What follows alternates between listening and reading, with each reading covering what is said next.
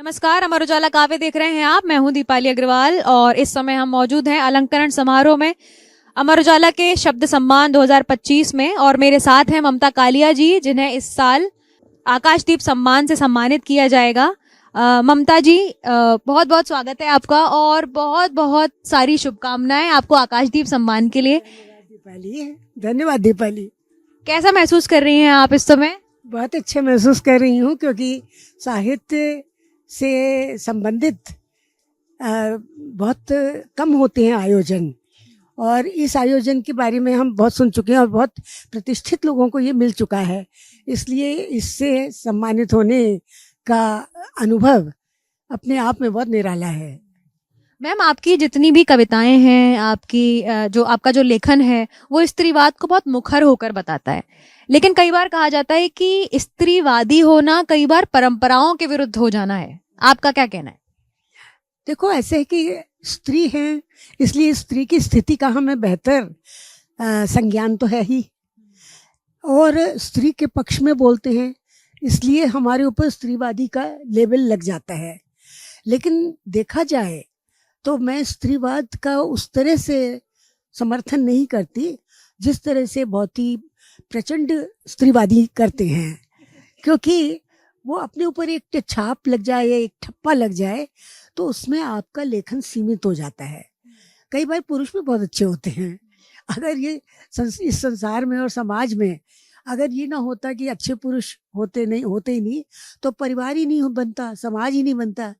तो मैं ये मान के चलती हूँ हमेशा कि स्त्रीवाद अपने सुकोमल रूप में हो और अपने सकारात्मक रूप में हो सामने।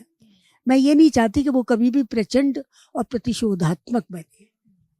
आपको ऐसा लगता है कि आपके ऊपर भी कभी ऐसा सिर्फ स्त्रीवादी होने का लेबल लगा है?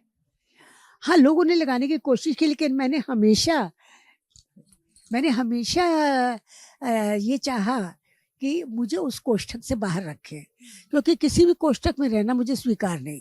कोई भी चौखटा बनाया जाए मैं उसे तोड़ती हूँ, तो मैं स्त्रीवाद के भी चौखटे को तोड़ती हूँ और मैं एक समग्र समाज के बारे में लिखना चाहती हूँ। कभी आपको ऐसा कुछ झेलना पड़ा? कभी कोई ऐसे काउंटर अटैक हुए हैं आपके लेखन के कारण, या आपकी किसी भी रचना की वजह से लोगों ने बहुत कुछ बोला हो, उसको क्रिटिसाइज किया? हाँ, ऐसा तो बहुत बार हुआ, क्योंकि लोगों के लिए सबसे सुविधाजनक ये होता है कि आपकी स्त्री समर्थित बातों को, घटनाओं को वो आपके निजी जीवन पर डाल देते हैं। जैसे लोग कहते हैं कि भाई आप तो विवाह संस्था के विरुद्ध लिखती हैं, आप तो परिवार संस्था के विरुद्ध लिखती हैं। तो मेरे इत्तेफाक से जीवन साथी जो थे रविंद्र कालिया, वे भी साहित्यकार थे, तो उनको कभी भी ये तकलीफ नहीं हुई। उन्होंने आज तक कभी ये मुझे नहीं कहा कि तुम विवाह के विरुद्ध लिखती हो या परिवार के विरुद्ध लिखती हो। परिवार के किसी सदस्य ने नहीं कहा ये बात, लेकिन बाहर के लोग इसे कहना बड़ा सुविधाजनक और गुदगुदी वाली बात मानते थे। तो मेरे घर में सब ये कहते थे कि हमारे तो कपड़ों को भी नहीं छूती ये बात, क्योंकि मैं तो एवरेज पुरुष और एवरेज परिवार के ऊपर टिप्पणी करती हूँ, और मेरा परिवार ना तो एवरेज था और ना मेरा जीवन साथी एवरेज था।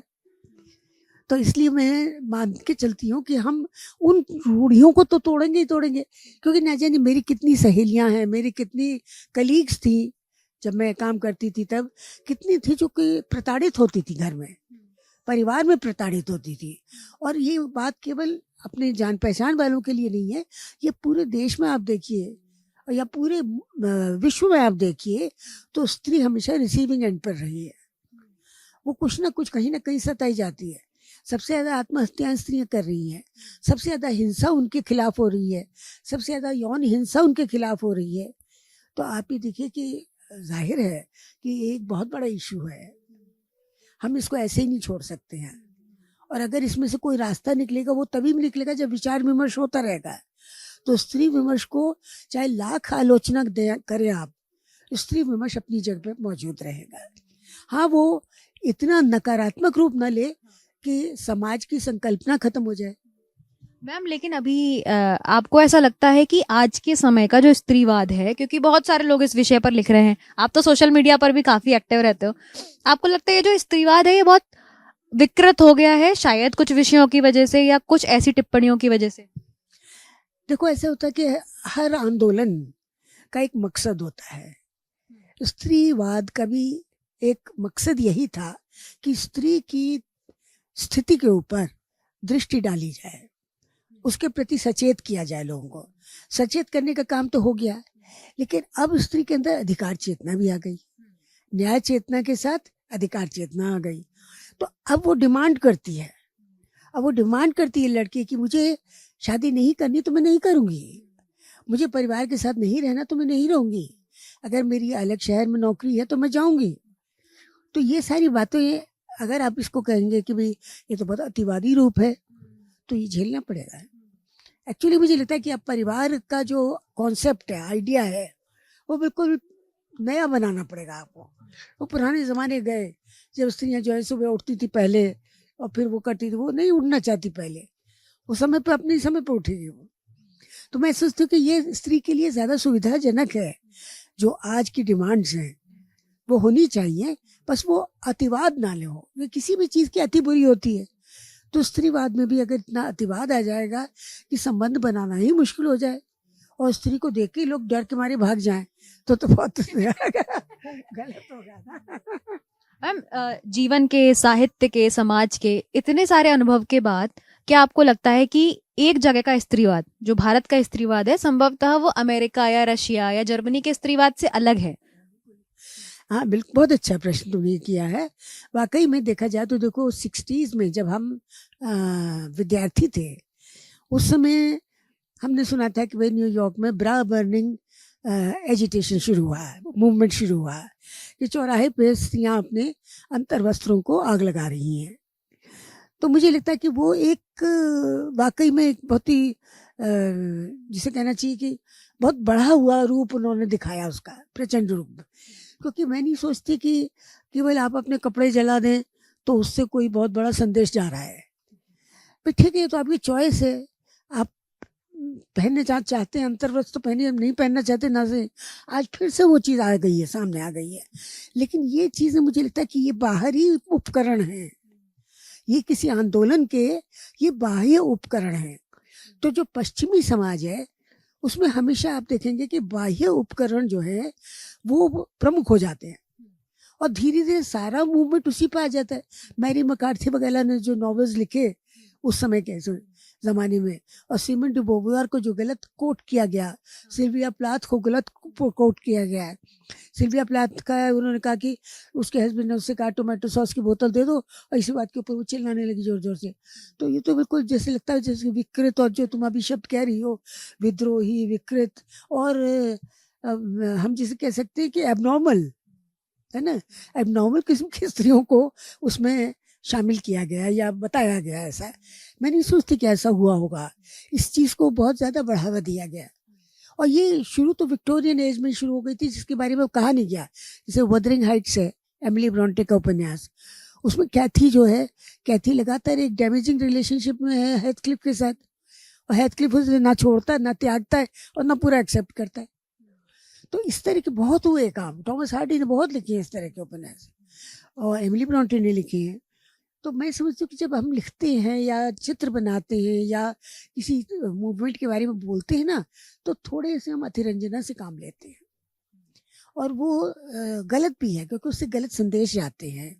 और मूवमेंट अगर कोई है तो उसको बहुत धीमे धीमे आगे बढ़ना चाहिए। अब ये स्त्रीवाद के आंदोलन को कम से 80 साल तो ये हो गए, है ना, 80-85 साल तो यही हो गए जब से मैं हूँ इस दुनिया में। तो इतना समय हो गया है और स्त्रीवाद खत्म नहीं होगा, कोई स्त्री जब तक खत्म नहीं होगी, जब तक स्त्री है वो अपनी मांग सामने रखेगी, वो अपनी पुकार देगी समाज के सामने। मैम, बस एक आखिरी सवाल, जब हम स्त्रीवाद की बात कर रहे हैं, लेकिन आपने ये भी कहा कि आपको भी एक खांचे से ना बांधा जाए, आप पर सिर्फ लोग ये ना कहें कि स्त्रीवादी है या स्त्रीवादी लेखन है। आप कैसे चाहती हैं कि लोग आपको और किन किन खांचों में ढाल सकते हैं? मैं चाहती हूँ कि मुझे लेखक माना जाए, मुझे स्त्रीवादी लेखक ना माना जाए। मैं इस कोष्ठक से इनकार करती हूँ, किसी भी चौकटे से मैं इनकार करती हूँ। और मैं समझती हूँ कि उसमें जो बना बनाया एक दृष्टिकोण होता है, वो ठीक है कि हमें स्त्री को पराजित नहीं दिखाना है। ये बात तो मानी हुई है कि हम स्त्री को पराजित नहीं दिखाएंगे, लेकिन साथ ही साथ ये भी है कि उसका संघर्ष इससे कम नहीं हो जाता। संघर्ष और बढ़ जाता है, क्योंकि स्त्री को अपनी जगह पाने के लिए ज्यादा मेहनत करनी पड़ती है। समाज की रचना ऐसी, आप देखिए कई ऑफिस में भी पुरुषों को ज्यादा तनख्वाह मिलती है, स्त्रियों को कम मिलती है। यानी जो मजदूरी में सिद्धांत है कि स्त्री को रेजा है उसको कम मजदूरी मिलेगी, पुरुष को ज्यादा मिलेगी क्योंकि वो बेलदार है। इसी तरह दफ्तरों में हो गया कि उसी काम का स्त्री को पैसा कम मिलता है। फिल्म लाइन में भी यही है, एक्ट्रेस को कम मिलता है, एक्टर को ज्यादा मिलता है। तो देखिए ये डिस्क्रिपेंसी जो है, ये असमानता, ये जब तक रहेगी तब तक हमारा संघर्ष रहेगा। मैम, जो हमारे काव्य के यूजर्स हैं, सारी जितनी यंग ऑडियंस है और आपको देखेगी, आपकी बात सुनेगी, उनके लिए आप एक छोटा सा मैसेज जो भी आप देना चाहें। हम तो यही कहेंगे, देखिए लड़कियों से यही कहेंगे, आज की लड़कियां बहुत होशियार हैं, बहुत तेज हैं, वो अपनी मांगे रखना जानती हैं और वो ये जानती है कि वो क्या चाहती हैं और क्या नहीं चाहती। जब मैं अपनी छोटी सी कविता से ये बात पूरी खत्म करती हूँ कि जैसे जैसे लड़की बड़ी होती है उसके सामने दीवार खड़ी होती है। क्रांतिकारी कहते हैं दीवार तोड़ देनी चाहिए, मगर लड़की है समझदार और संवेदनशील। वो दीवार पर लगाती है खूंटियाँ पढ़ाई लिखाई और रोजगार की, और एक दिन धीरे से दीवार के दूसरी तरफ फांद जाती है। थैंक यू मैम, बहुत बहुत धन्यवाद आपका। अगर आप ये वीडियो YouTube पर देख रहे हैं तो हमारे चैनल को सब्सक्राइब कर बेल आइकन दबाएं, और Facebook पर देख रहे हैं तो हमारे पेज को लाइक करें।